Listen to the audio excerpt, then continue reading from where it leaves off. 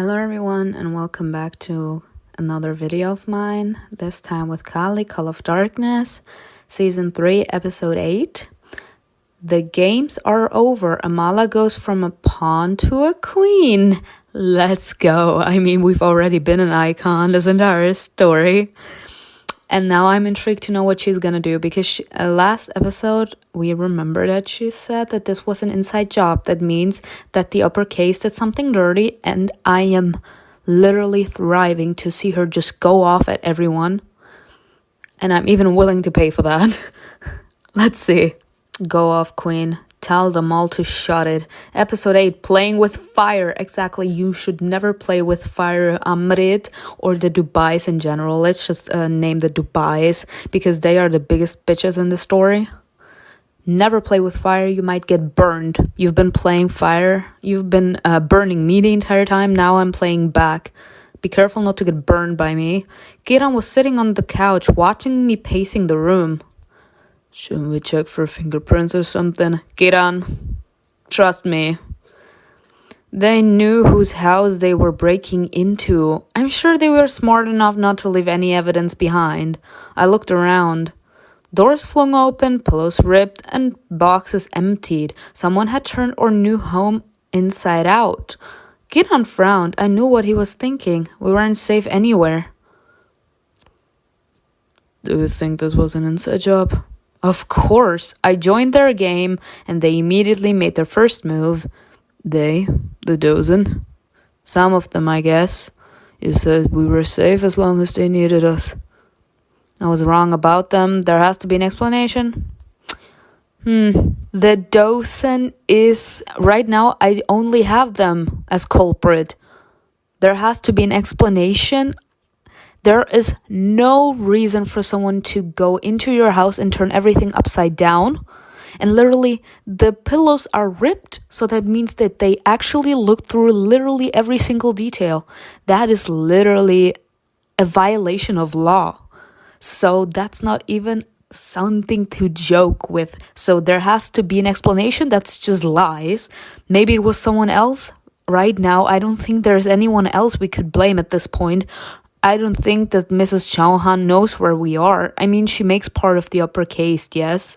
But I don't think that Amrit would have told her where we are. Or would he? Now, that's another theory for me, but I was wrong about them. That's the only thing right now I can say. Maybe they're not as smart and calculating as I thought. And if we stepped on someone's toes, they won't care about anyone else's interest. They just want to get rid of us. Rage of Goddess, let's go. You're as cheerful as ever. Get on. Sometimes there is no time to joke around. I felt uneasy at the thought that someone had been there. I didn't want Giran to see that I was scared. I was supposed to protect him, to be strong for my little brother. But you're still just human, girl. But I needed to vent to someone that. It was strange, but I immediately thought of Gabriel. It was so unexpected that I frowned. Supporting me? He'll rather tease me or be sarcastic, but I gave him a key, so I was clearly hoping for something. You were hoping for something, yes, but I don't think that calling him up right now in his current situation is a good idea. And he accepted it, so he does care about me after all. Should I call him? I can't imagine in which state he might be. When we returned to the city, he could barely think straight after he came back to his senses. Okay, so he came back to his senses, okay. But it never hurts to try. At least I'll have a chance to ask how he feels. Giran didn't mind. I knew he got on well with Grant, but after what happened in the village, I wasn't so sure anymore. Are you sure it's okay? He attacked you. I know Gabriel wasn't himself. In fact, I'm worried about him. After making sure that Giran was really fine with it, I called Grant. I was surprised when he picked up and in a sleepy voice promised to come in an hour. Okay, so I didn't have to pay, so now I'm intrigued to know how this conversation is gonna be. Although Gabriel wasn't feeling great, he was as punctual and well put together as usual. At precisely the agreed time, I heard the noise of his key turning in the lock of my front door. You gave Gabriel a spare key, so he came over. You have become closer. As soon as Grant walked in, the first thing we did was look at each other. Is he okay? Can I hug him? I was worried about him. Oh my god, look at his. Oh, look at his forehead. Yeah, the only trace of what happened to him the day before was his pale complexion and a bandage. Gabriel looked good, though a little battered. Our eyes contact lasted a few seconds before I looked away and said, "You came. I didn't expect it." The way she just blushed, it sounded like something was wrong. Judging by the fact that your place has been ransacked, I was right. Yeah, people love to make fun of us. He turned to Kiran. I also wanted to come over to talk to you. To me? Gabriel rubbed his neck, clearly struggling with guilt and shame. Or no! Oh no! Yeah, because he attacked him. Or like he tried to attack him. Gabriel rubbed his neck, clearly struggling with guilt and shame. Or pain, since he'd spent the night in a cold forest. I wanted to apologize. I hurt you, right? I barely remember. No, Gabriel! It's like I fell into some kind of trance. I can't even think of an explanation for it. Amala, I need to apologize to you too. I said some things I shouldn't have. I waved my hand dismissively, walking over to him. It can wait. Sit down first. There's somewhere to sit. There's nowhere to sit. This apartment is a mess. That. He was his usual grumbling self. A smile curled on my lips. We are always happy to see that he's fine. Well, it's not my fault. Someone turned my home upside down. You should have cleaned up. Sir, yes, I should have. That's why I called you, to hear you say that. That's funny. I take it you didn't know who did it? No, definitely not burglars. They had a clear purpose. Of course, and what's missing? I don't know, we haven't checked yet. Well, check it then, Amala. Don't be a child. Look for information if you need answers. With all due respect, Mr. Grant. Kiran, did they go through his things too? Clean up and have a look. And then we'll talk, right? Oh, Kiran. Of course, mate. Oh. Sorry. I love the relationship. It's so cute. Kiran obediently went to his room, turning back to glance one last time at Gabriel. In the meantime, Grant was avoiding my gaze. Oh my god, 45 gems. I'm so scared that if I do something that I'm gonna ruin everything I built for. Let's see what happens if I'm not loyal. Look at me, Gabriel. Oh, I know I'm gonna start something. Are you here to boss me around?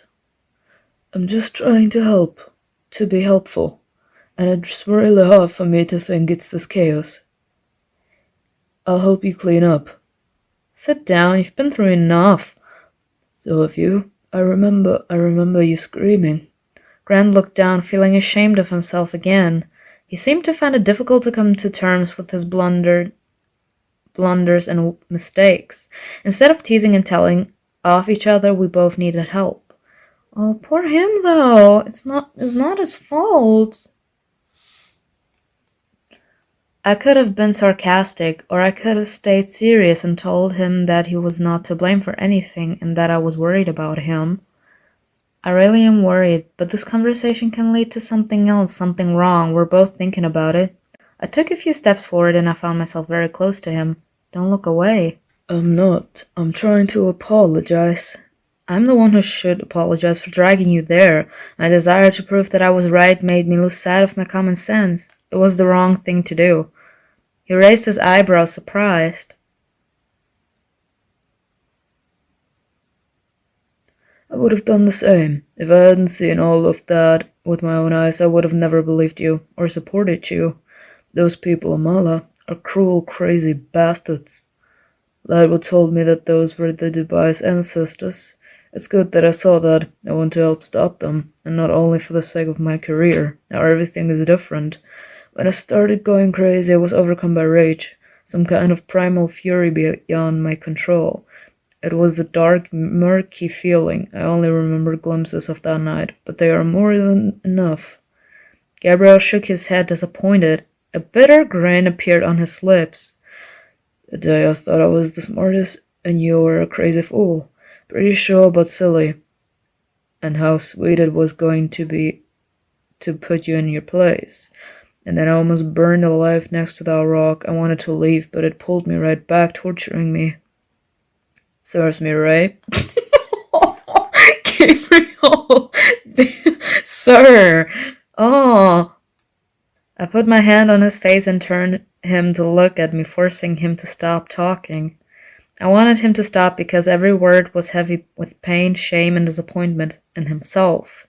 I know all of this, Gabriel. I'm not mad at you, and I forgive you. You're taking this too lightly. It's annoying. And if what? He stopped when he realized how close we were standing to each other. Uh-oh. Uh-oh. He looked down at my lips, then gently touched my hand, resting on his face, and he whispered, Amala, I regret many things, but I won't regret this. Uh-oh. This? What exactly? Yeah. Kissing. Gabriel leaned forward a little. I could feel his breath on my skin. Spearmint and tobacco mixed with expensive men's perfume. That scent suited Gabriel all too well.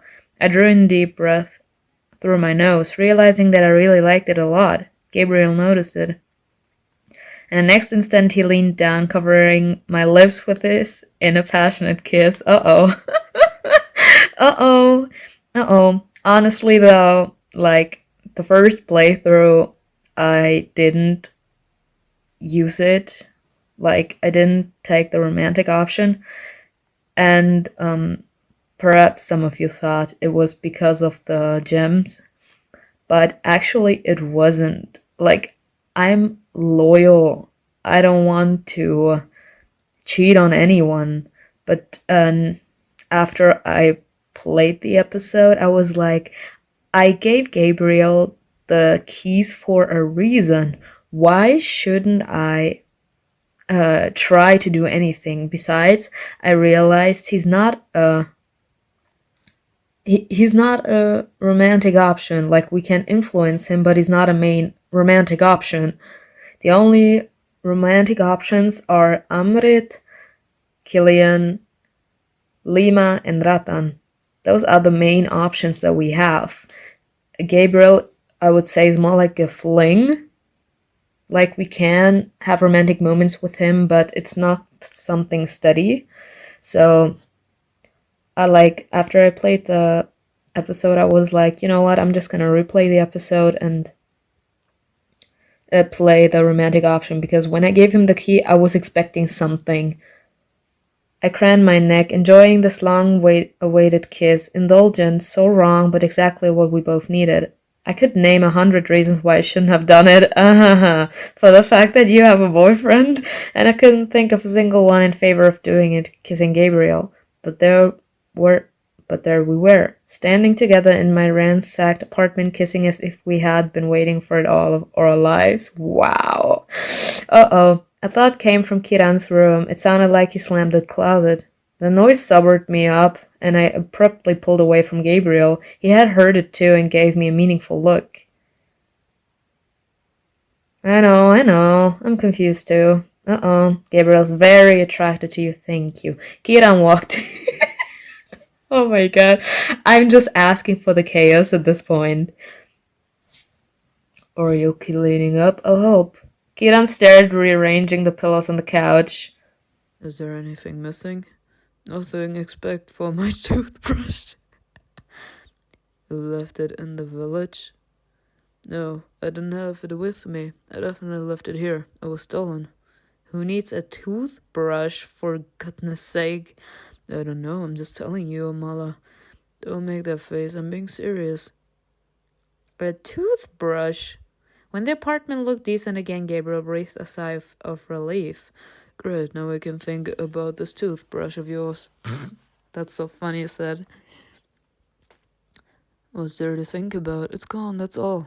Will you tell the others about this? Maybe someone will have an idea about what might have happened. Yes, we need to tell them. Let's invite them over. They are our friends. We love them. We're gonna invite them over. I promise to show them our new place. After all that happened, it wouldn't hurt to spend a relaxing evening all together. Let's invite all the people we love. Yes, that seems a reasonable thing to do. Burke and Light would understand the locals better. Maybe they can help in this situation. Then I'll call Killian. Okay. Half an hour later, we were all back together and we settled on the couch. Some had coffee and others asked for whiskey. After examining the house and listening carefully to my recount, my friends exchanged uneasy glances. Not an hour ago, spy without incidents, huh? The thing that bothers me the most is the stolen toothbrush. It's bloody absurd. Or very significant. They came for one particular thing, even if it seems silly to us. But if it's gone, they needed it. But why turn the apartment upside down? All the toothbrushes are in the bathroom. Oh. Kieran ruffled his curls, looking guilty. What is it? I didn't leave it in the bathroom. I put it in the pocket of my cardigan. Where? That. Where? Why? When we were planning to go to the village, I first packed my toothbrush, thinking that we might stay the night. Then I thought that we'd only be there for a couple of hours. I was too lazy to go back all the way to the bathroom, so I just put it in the pocket of the nearest cardigan, hoping that I would remember to put it back into its place when we returned. This is both absurd and very logical. If they came for the toothbrush, it's clear why they turned everything upside down. But our question remains. How did they get inside and why did they want the toothbrush? We won't find out right away. We need to wait for the consequences, and you need to change the locks. And if a new lock would stop, as if a new lock would stop them, that though. Like they broke into my apartment. I don't think that a stupid lock is gonna fix anything, Mr. Killian. Then make a list of those you don't trust. Why don't we write down a list with people we do trust? That's gonna be much easier. And write down the motives that could explain them breaking into your house. You can then contact these people, have a very polite conversation, listen to what they say and how they say it, and look into their faces. You'll find your answer. I should outsmart them, show my strength, keep an eye out. Honestly, outsmart them. I should pretend to be scared and confused. Pretend to be a fool. Then they will let their guard down and make a mistake. Not a bad plan. What? You won't make a joke? I don't think after what happened to him. Should I? I expected you to say something like, after all, you already look like a fool. Gabriel laughed hoarsely. Oh, my poor child. You said it, not me. I hate Gabriel. Gabriel. Lima, come on, that was funny. By the way, I didn't expect you to recover so quickly, Mr. Grant. I haven't fully come to terms with what I saw yet. I remembered vaguely, mostly sounds and voices. But that's enough to, how do I put this? Change the way I view the world? Change it how? Let's talk about it another time. I have not yet accepted the fact that I was wrong, and I haven't quite processed all that happened. Lima handed me a coffee. Excuse me, Amala, have you got any more cinnamon? Of course, but I don't have any whiskey, I'm sorry. I was joking. I want a coffee too. Come on, Killian, you didn't want to deal with any of this being sober. Killian made some self-deprecating joke, and we all laughed. The conversation drifted to something unrelated to work or Calcutta, and that was the most pleasant conversation I'd had in a month. Easy, simple, casual. But all good things must come to an end. No! Why don't you stay the night? It was getting late, and my friends had to leave to get a good night's rest before the next working day. An evening with friends has greatly improved your relationship with everyone. Aww. Call me if you need me, Amala. I'll tell the hotel staff they can wake me up any time. Aww. Killian, your rood is coming, sir. After AMRIT, you are my rood. Okay, thank you. I think I'll be fine. Of course, these cowards are afraid to openly attack you. Your big name does its job. But Lightwood is right. The thought of him rushing here at any moment to protect you should calm you down. A few minutes later, we said goodbye and they left. It was almost midnight. I sent my exhausted brother to bed and then did the same. Oh, we're having nightmares, I see. The fire crackled, licking the walls of dilapidated houses. The glow in the sky looked like stains of blood on the canvas. The village street was empty except for a lonely, faceless figure in a snow-white sari. Uh-oh. You're looking for answers. I couldn't see her eyes, but I could feel her steady gaze. As if hearing my thoughts, the woman slowly took down her headdress.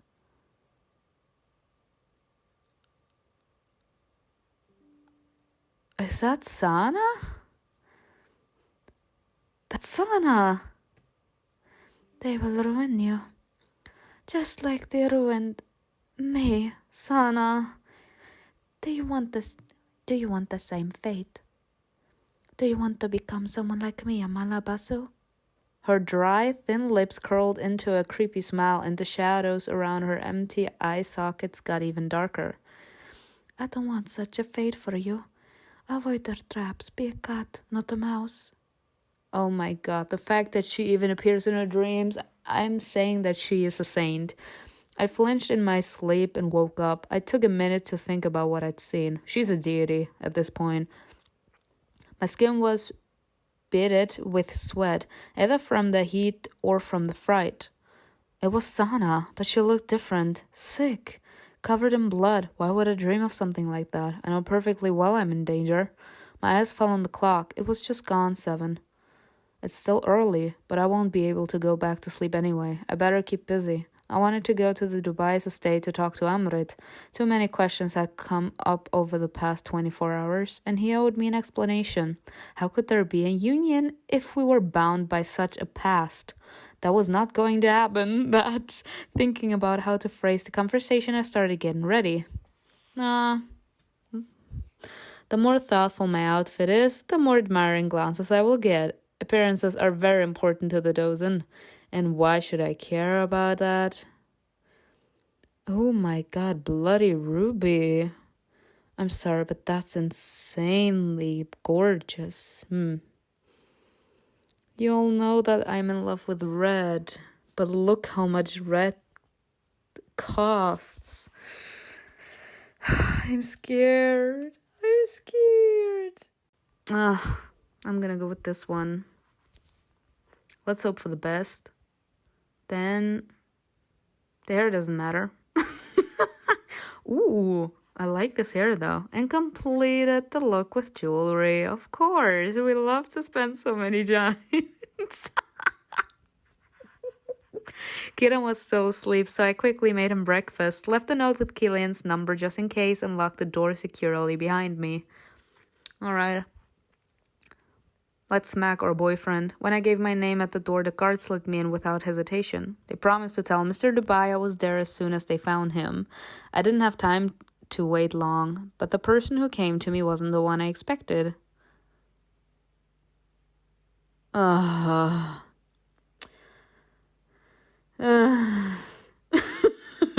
Devatas.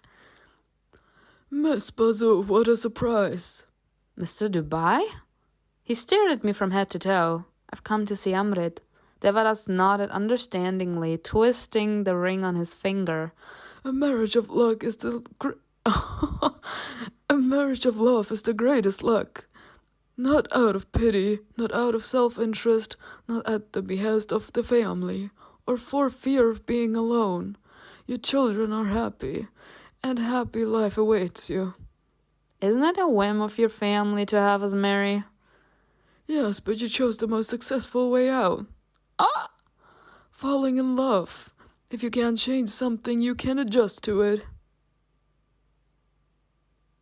I don't have to keep on repeating what I said the last few episodes, right? This literally is just... I have the feeling that the love between us isn't real. That we just believe that it's true love because of the bond between us. I'm sure you know that Kali Puya's coming. Clasping his hands behind his back, Devadas began pacing the hallway slowly, looking at me like a vulture eyes its prey. As the main representatives of the Caligo, we have important business to attend to. AMRIT said that you have already agreed to join us. That's good. We'll definitely need help. What do you mean by business, and when will everything happen? He narrowed his eyes and grinned slyly. Don't you already know about this? You nosy girl, just like your mother. Devadas knows perfectly well that someone went through his things. Damn, what did I do wrong? Did I put a pencil in the wrong way or something? I don't know what you're talking about. Is that so? Well, your mother was smarter after all, but not by much. Mine is respect, and I paid gems for that, people. How likely is it that the slaughter of my family is his handiwork? Thinking about hands, I had a look at his fingers, adorned with rings. I can't see from here if there's a tiger on any of them. But the ring from the past doesn't look like the family ring that Amrit wears. What if all Dubais have tiger jewelry? How the hell am I supposed to find that priest then? You have a clue from the past which will help you look for the person responsible for your family's death. I'm pissed that I had to pay gems to go through Devada's stuff, and yet I still lost respect points. Like what? If priesthood is inherited by the firstborn son, there can be no doubt that it was Devada's. And my mother was terrified of him in the past, claiming he was insane. Did I confuse you? No, I was just lost in thought. The last victim will be offered at Kalipuya, right? Partly. The main event will be the completion of the cycle of sacrifices as well as the welcoming of the Messiah. The Messiah? Is Amrit here? Amala. A calm voice behind me made me turn around. Amrit was standing in the doorway, leaning against it. How's it going, my soulmate? I've been waiting for you. Father? I'll leave you. Yeah, leave. Bye-bye. Devadas, tell me more about the Messiah. I saw the inscription on a victim's hand.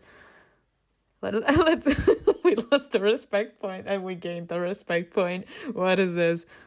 Deridus, why did you label him like that? Dubai replied with a slightly surprised smile. Oh, you pay attention. That's for the one who starts it all. You managed to find the message on the last victim. Devadas left. Let's go. But you wanted to see me? Come on. Why is he mad again? Amrit took me to the reception hall. I had no choice but to follow him. What is wrong with this man? When we got there, he turned to me. Missing me already? I always miss you, and that's sad. Very much. I couldn't wait to see you. Right. Let's concentrate. We are mad at this man. You don't look happy. I'm not. I have a good reason to be mad at you. Amala, with all due respect, finding a reason to be mad at me seems always very easy for you. Really? He took a step forward to touch my hand, but I pulled away. He sighed wearily. I don't even need to do anything, and you made up another reason to be unhappy. I'm not even allowed to hug you now. Oh, he looks sad. I'm weak-hearted, okay. No, my baby. Yeah, but right now we have to keep a composure. What's this all about? Why can't you just enjoy what we have? Because every single day, something gives me more reason to hate you. Made up. I made up a reason. Okay, my Maharani. Right, that means wife. You didn't make it up. Tell me. Do you know where I was the other day? Surprise me. Ooh, he's mad, he knows. Klipagrami. Amrit blinked nervously at the mention of the village. He stilled for a moment and looked at me with cold, unkind eyes. That's how things are. And the fact that he's angry, it just says, say that again. What? What will happen if I say it again?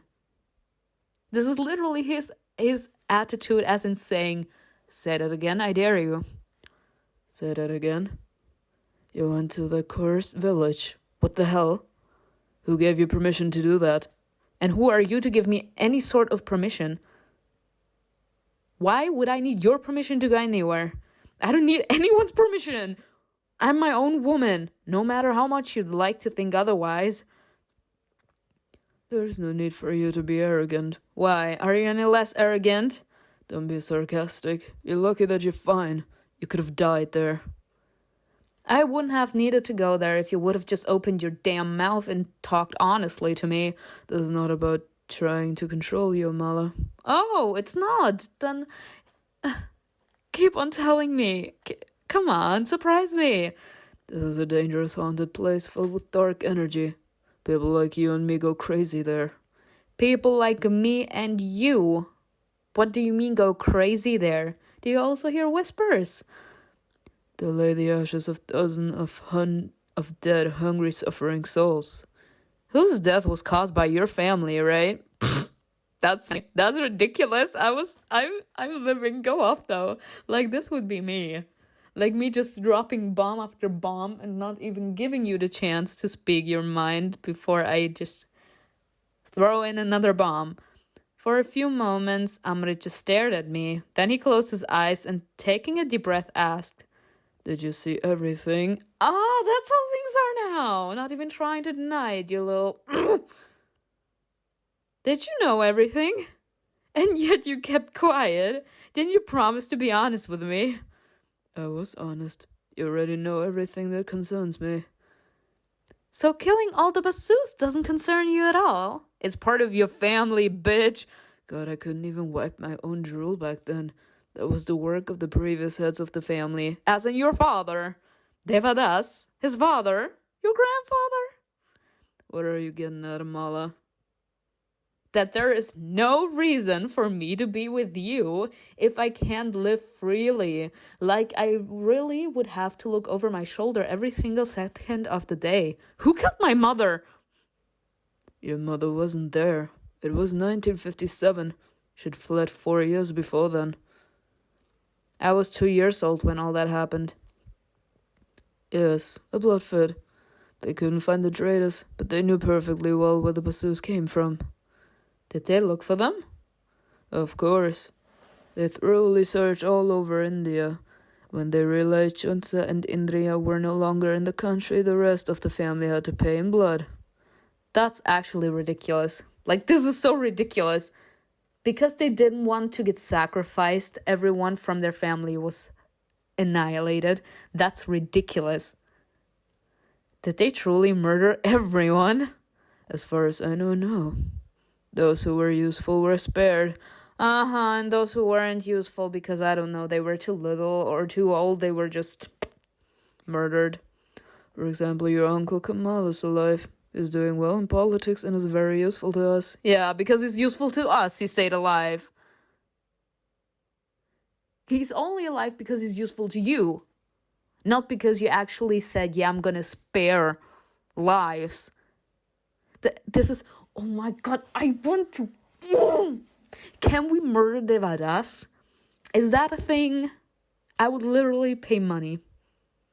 Literally. Can I murder this man? Kamal? Mom's brother? What happened there had nothing to do with me. Amrit is honest with you as promised. Thanks to this, you learned new information. And I couldn't read the rest, but that's fine. I read what was necessary. He had nothing to do with it. That raised too many questions in my head. For example, who was the priest? Who was the mastermind behind that cruelty? But I didn't ask. It's someone from Amrit's family. Not only will he not tell me, but he will report our conversation to the others. So that means we have to break up, because that means I can trust you. To keep things between us.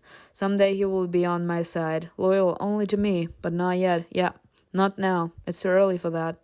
Amrit was watching me. As I was distracted thinking, he carefully stepped behind my back. As I tried to move away, his hand rested on my shoulder, preventing me from doing that. What do you want? I felt his warm breath on my neck. You move away from me, sir, because I'm about to break up.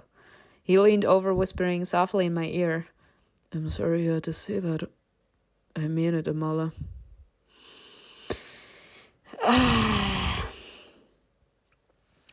You know the problem here? I actually think that he feels bad that we had to go through a traumatic experience or that we're suffering in general. Yet he still kept his mouth shut.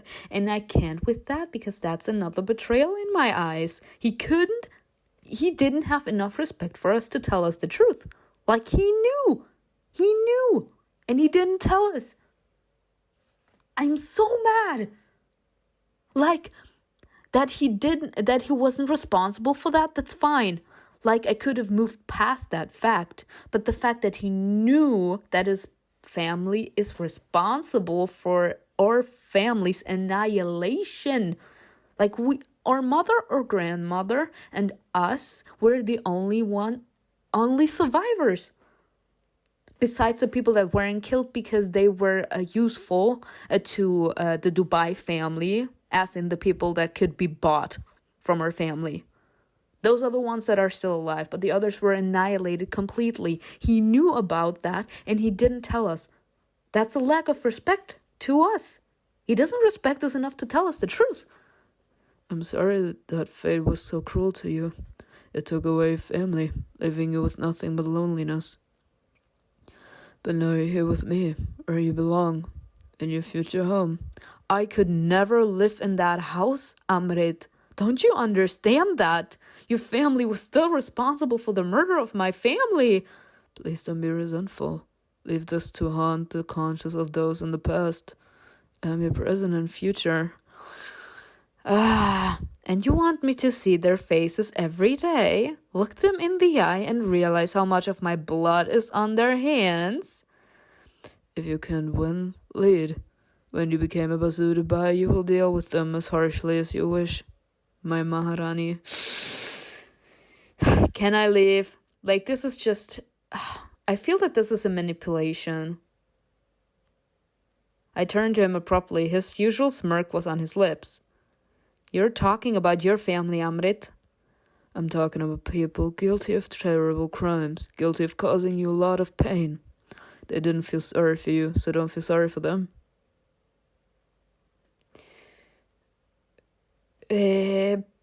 Amrit.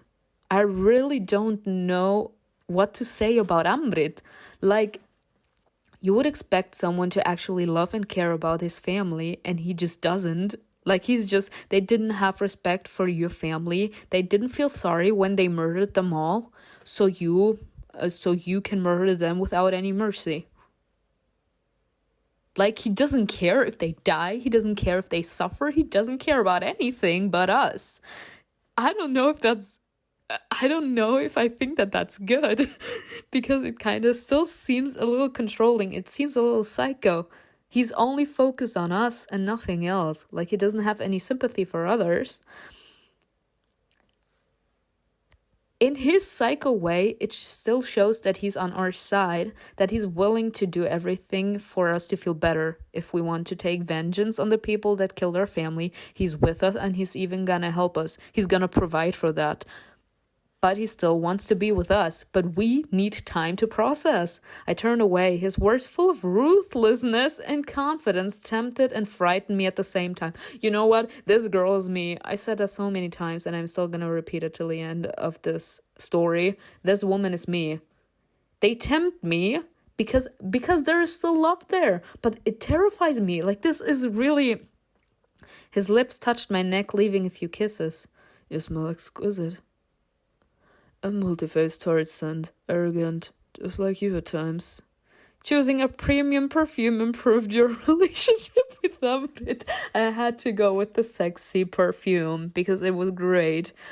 He nuzzled my hair, pulling me closer. You know I'm on your side, right? I do, but it's still toxic the way you're on my side. Prove it. Prove it to me. I put my hands on his, and he closed them around my waist. Sometimes I still doubt it. You're very secretive. I'm ready to turn my back on everyone, and it's still not enough for you. Nah, I need more than that. I need more than your beautiful words. Because sometimes your words are so beautiful that they're already toxic, you know? You talk about it, but you don't actually do it, that though. We're playing a difficult game. You have to understand that. I'm trying to beat everyone. Because of this, I sometimes have to resort to dishonest means. It may seem to you that I'm playing against you too. But you're my partner, not my rival. Remember that. Okay. I turned around slowly. Amrit smiled as we looked into each other's eyes. There it is. The right look. Not offended, fearful, or angry, but open and full of desire. Amrit wrapped his hand around my neck and pulled me closer, finally kissing me after what felt like a long time apart. Sensual and sweet, he took his time enjoying every inch of my lips. He slowly sat down on the couch and I followed him. His strong fingers rested on my butt, helping me to sit on top of him. You're interrupting the most important part of our conversation. I'm sorry. I can only think about one thing right now. It's been too long since I've seen you. Uh-huh. And you don't even hide that that's all you want. First of all, that's not all I want. Second, why hide it? Yes, I really want you. It would be much worse if I didn't. And what are you going to do about it, my Mahari? Now we're gonna kill you, my husband, okay? A Sanskrit title for great ruler. Oh, that's even cuter. His face lit up with a slightly mischievous smile. Right here in the reception hall. Oh, how naughty. How naughty? You're the one who made me sit down. I wonder how long you'll last. That's the question here. How far are you willing to go? Do you want to play this game, darling? Yes. I love provoking, and I love winning. I'm testing you. I'm testing your patience. He laughed softly against my lips, but a moment later he pressed on them, slipping his tongue inside my mouth. Heat spread over my skin everywhere Amrit touched me. He ran his fingers along my waist, my full breasts, and the curve of my back, passionately, roughly finding the perfect balance between pain and pleasure. I had just teased him that he wouldn't be able to last long, but actually I was the one ready to give up first, of course. Oh my god, of course. Of course. I'm done. I am actually done. Look at this picture. I knew I wanted the red one. As Amrit left a trail of kisses on my collarbones and shoulders, and he ran his hands through my hair and pulled my head back a little, I bit my lips, stifling a moan. I pressed my hips to his, closer, hotter. His fingers found their way under the fabric of my sari, shamelessly exploring my body. I'm sorry, but this outfit is beautiful, and this picture is insane. Temperamental and strong, Amrit's kisses made my knees tremble. Every one of his movements was as sexually charged as possible. He dragged his tongue from my shoulder to my ear, covering my skin in goosebumps. Given up already? You dare to ask me that? Yes. His fingers reached between my legs, making me instantly wet. Uh-oh. Looks like you're losing. Not them actually trying to find out which one is gonna come first. I am weak. And that's what you're waiting for because you're at your limit. I wanted him so bad, but I hesitated for a moment when I realized that we were still in the reception hall. No, Amrit, this is a bad idea. If you're still able to think, then I'm doing something wrong. That's actually ridiculous. He's like, as soon as I touch you, everything should be able to like just disappear from your mind. That's not okay if you can still think straight. His fingers slipped inside me deep without hesitation. His thumb caressed me from the outside. I am weak. A moan escaped from my lips, echoing loudly through the hall. I wanted to press my lips tighter, but Amrit beat me to it, covering my mouth with his free hand. Hush, can't take it anymore. You are such a player. You're playing way too hard with me. I can. I really like your answer. Let's take it slow. A jolt of electricity went through me as he began moving 2 fingers inside me, first taking them out completely and then pushing them back in. No, I can't wait anymore. That's right. I was starting to lose my patience. What is this? Gently taking me by my neck again, Amrit quickly unzipped his trousers. We didn't want to linger anymore. We wanted each other. then and there immediately. His hardness between my legs sent such a wave of anticipation through me that I hurried to kiss him to muffle another moan. AMRIT pushed in and I instantly squeezed him, almost paralyzed by pleasure. He enjoyed my reaction, hoarsely whispering, "I want all of you, right here. I missed you, Amala." I didn't have time to answer as he immediately began to move, pressing my hips to his without taking his eyes off me. This actually reminds me of After Truth, the scene where Hardin is visiting Tessa in the office from Van's company. His fast, strong thrusts made me ache and yearn for release. His kisses were long and wet as he pressed his fingers around my throat. Our ragged breath mingled with the scent of cherry. It was perfect. Fast, hot, dirty. Exactly how we wanted it. Our thoughts were all about each other, the time spent apart and our connection. All of our wants burst into that moment of primal sex, wild and crazy. His lips were on my breasts as they bounced with our frantic movements. I wrapped my arms around his neck, beaded with sweat. The faster and harder AMRIT moved, the clearer it became that we were both getting close. His last thrusts were deep and hard, pushing us toward an overwhelming, vivid satisfaction. I arched my back, pressing against him as hard as I could. He kissed me so that I didn't have to hold back my moans, and then we plucked into sweet bliss. This is a beautiful picture. Just look at this. Oh my God.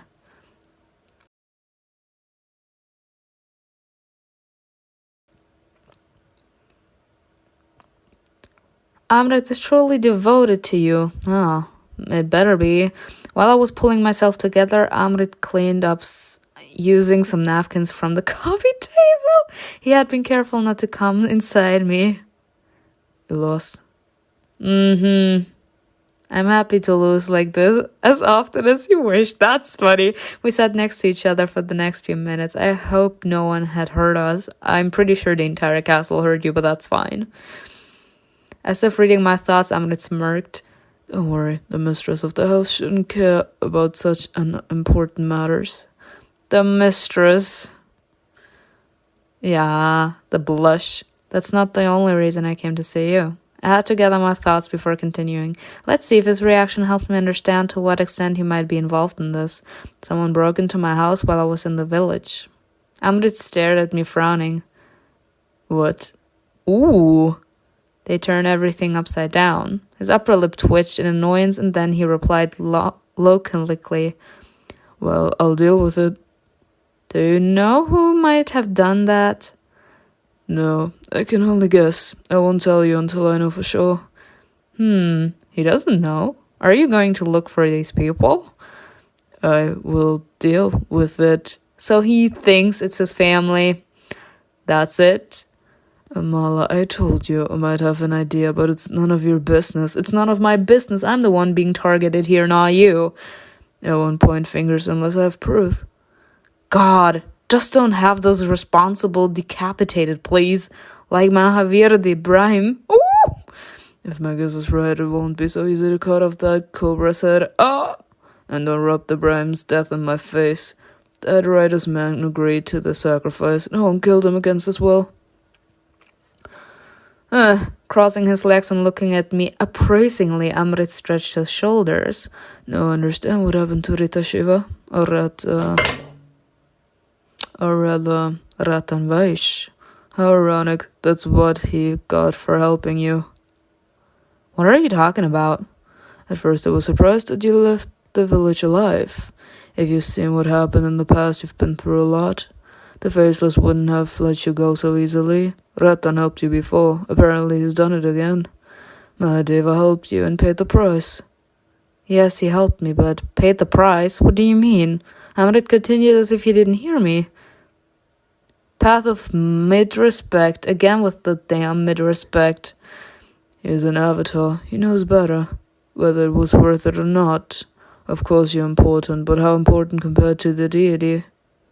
What are you talking about? You haven't seen him yet. Go then. He's in the garden. Huh? AMRIT gestured at the hallways as if inviting me to go and see for myself. Go look at what your thoughtless actions led to. What? I got up silently and walked to the garden. What? When I got there, I saw a tall figure standing by the entrance. I couldn't feel the energy that I usually sensed in Ratan's presence. Did he lose his powers? But only he could contemplate nature so serenely, standing perfectly straight. Ratan? Amrit's words scared me so much that I thought of all sorts of things on my way out here. Amala, I'm glad that you're not afraid of me. Ratan knows that you're grateful to him for saving you. How could it be otherwise? You saved our lives. What is this? I studied Ratan's face to understand what was wrong. Amrit said you were here. I wanted to thank you for what you did in Klipagrami. Path of Loyalty, I'm really sorry for bothering you. Thank you so much for coming to help us again. It was a mistake to go back there. Yes, it was. As it was a mistake to rush into the woods at night and a place where hundreds of ancient rituals have taken place. Or do you find pleasure in being in such places? No, now I understand. Ratan smiled gently and condescendingly. Did the boy send you to apologize? No, but he didn't like it. Neither my trip nor your intervention. What an amusing mortal. He thinks he can complain about the decisions of the gods. That though. I wouldn't be surprised if he thinks of himself as equal to us. Honestly though, they clearly have a complicated relationship. I've always wondered why they treat each other like this. What happened between you and Amrit? It's like you're competing with each other. At the very least, your relationship seems strained. Ratan gave a velvet laugh. Very observant, Amala. Why are you suddenly interested in this? Isn't it strange? You're on the same side, fighting for the same cause. The smile quickly faded from his beautifully shaped lips. I actually don't think that they're fighting for the same cause. I cannot forgive the Dubais for their violation of the natural course of things. The two ruling families are called sacred for a reason. The Dubais and the Bazus are the ones who keep order in Bengal. They have power because they have the gods' favor. When they fight with each other, it tips the scales of fate. You saw what happened in Klibagrami. That should have not happened under any circumstances. Such a charitable mistake should be corrected and atoned for, not boasted about. You've seen what happened to those who participated in the blasphemous massacre. Their souls are still suffering to this day. As sages, as sons of the gods, the Dubai should have been above human vices, not succumbed to them. Wrath and cruelty are human traits, evil ones. And that's what repulses you about Amrit? It tires me out, because 23 years ago I had to intervene in the massacre just like I did the other day for you, Amala. Amrit is just a human, too proud and sharp-tongued at times. I've seen so much that his behavior sometimes seems childish to me. Yes, Ratan, yes. But he's better than his ancestors. He has a chance to become who the god would like him to be, if he learns to control his temper. His temper, yeah. Or his impulses. You found out the reason for the strained relationship between Ratan and Amrit. Ratan headed into the house. Come on. I followed him silently. I have the feeling that there is something wrong with my child. Something had changed in Ratan, but I couldn't quite figure it out. Oh, Mala, I don't even need divine energy to know what you're thinking. Ratan turned to face me and smiled again, but his smile didn't reach his eyes. Only then it dawned on me what it was that I couldn't feel. Divine energy. What's wrong with you, Mahadeva? I broke the rules again and helped you, Amala. I had to pay for it. How? Mahadeva Shiva gets angry when chaos interferes with the order he has established. Like an infection, this chaos spreads and destroys the entire system. By helping you, I disregarded the rules. Because of this, my flow of energy weakened since I failed to fulfill the task of observing and keeping order. At such moments, I become more human than deity. All that's left of the divine creation is the shell and mind given to me. What? I don't understand. Are you being punished this way? That's a high price to pay for a mistake. You did what was necessary, right? It was my mistake, which you had to correct. Why this punishment? Punishment is too trivial a word for that. This is simply a logical consequence of my decisions, which are unwise at times. But I have no regrets, and I humbly accept the wrath of the gods. You help someone and get punished for that. That's actually how life is nowadays. This is ridiculous. This is actually ridiculous. So, we know that Ratan is an avatar from Mahadeva, the god. And he's not having it when someone saves someone. So, he was not having Ratan saving our life and the life of our friends. And he said, yeah, you are not a deity anymore. Bye. I will remain in the state for a while until the flow of energy goes back to normal. This is ridiculous. So technically right now he's on probation or something. I felt uneasy. Ratan seemed calmer and less full of life than usual. I took a step back and sank onto the couch. I'm sorry, Ratan. I'm sorry that you had to pay for my mistake. Do not be. This will be a lesson. You'll probably face similar tests in the future, where the consequences will be much worse than my weakened divine nature. Made wiser by this experience, you'll be able to prevent them. I'm glad I helped you become more responsible and realize your mistake. No, Ratan! What happens if you're in this weakened state for too long? Without divine energy, I can't serve my purpose, and after a while I'll just die. No! What? These are the laws of nature. To let go of excess matters no longer performs its functions. What? But that shouldn't happen. It can't. I will help you, Mahadeva. I have some powers, don't I? Thanks to my connection to the Dark Mother. When you'll need my help, I'll be there for you. I know how insignificant I am next to you, but I will give my everything to you, even if it's just crumbs. Oh. Don't burden yourself with this. Take care of yourself and Kiran. You're some of the few remaining Bazus. Your blood is more precious than an avatar's life. Silence! Not in my eyes. No, we don't have to pay the highest and bloodiest price. I'm sure there's a way for all of us to stay alive. Ratan smiled again, but his gaze remained empty. Sweet, charming human naivety. I want to believe you, Mala.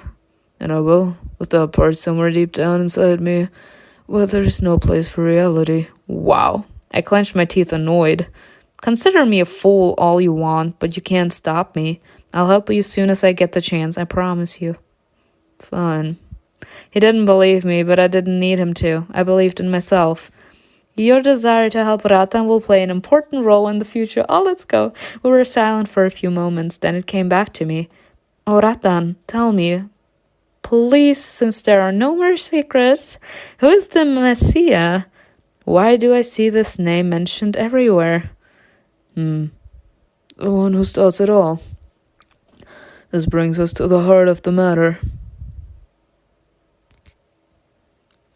I'm weak. So I suppose in the next episode we're gonna see who Messiah is.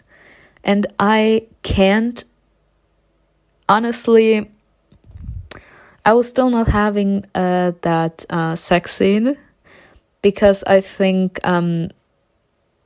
AMRIT chose the wrong time to think with his dick instead of his brain. And he tried to shut us up somehow. But I have to say that I actually believe that he truly loves us, like that he truly wouldn't want any harm for us. He's still shady, and he still has problems with communication, but I do believe that he would do anything in his power to protect us. I do believe that his love is real, even if he can't really show it in a healthy way.